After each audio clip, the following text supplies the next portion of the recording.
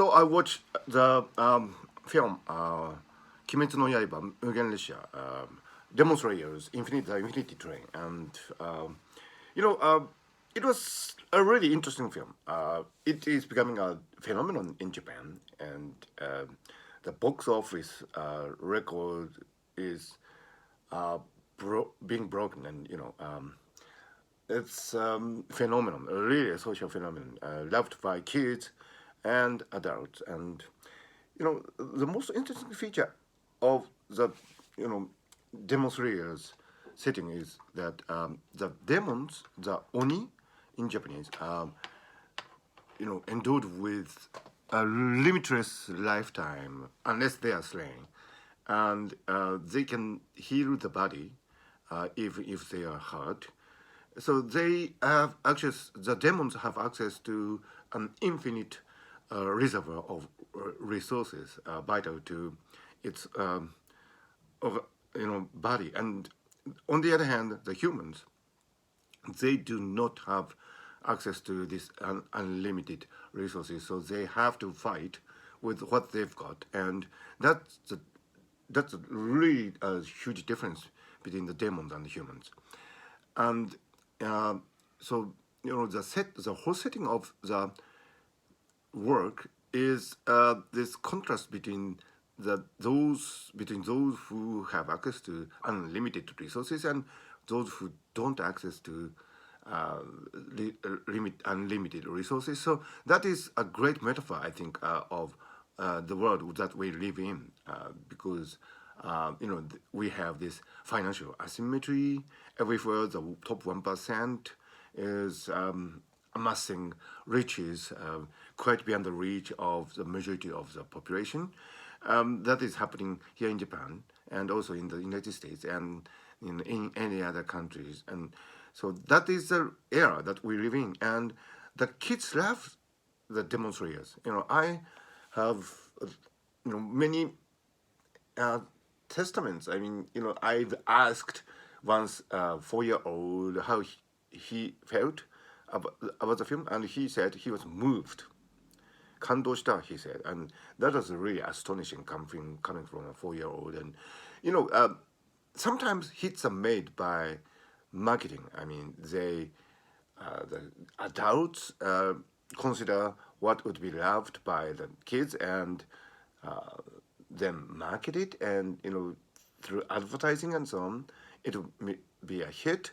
But in the case of demonstrators, the phenomenon was really spontaneous. I mean, the kids loved it on their own accord, and one of the reasons why the kids loved the demonstrator so much is probably due to the fact that the film or the manga and the anime that preceded it reflects what is actually happening in the world.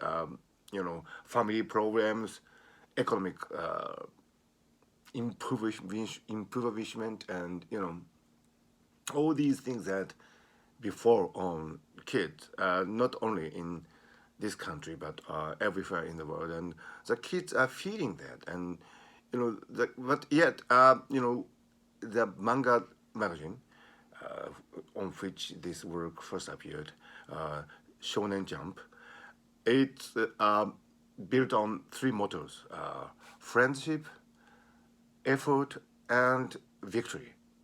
友情, 努力, 勝利. These are the three mottos of Shonen Jump. So, despite these difficulties of the time, demonstrators stress these positive values of humans. I think that's what captured the hearts of uh, little boys and girls all over Japan, and that's why probably why the film became such a hit. As I said, so there are some really interesting social connotations. On top of that, there is this aspect of mastering various techniques of the sword, and that probably is one of the recurring features of Japanese manga. To make strenuous efforts to master some skills and techniques that would uplift you to the next level of battlemanship, so to speak. And this has been going on for quite a while, and probably that's one of the reasons why Japanese manga and anime are popular, not only in this country but all over the world, because of this importance put on the conscious efforts to make one's skills greater and greater. That probably is derived from the old ethics of the samurai class. Anyway, in total, the film demonstrates the infinite terrain was enjoyable, interesting, and picture is beautifully done. The character design excellent, and above all, the script was very carefully and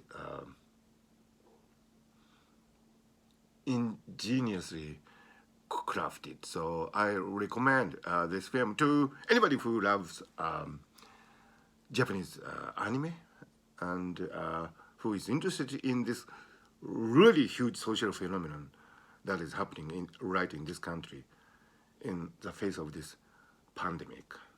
So go to the theaters.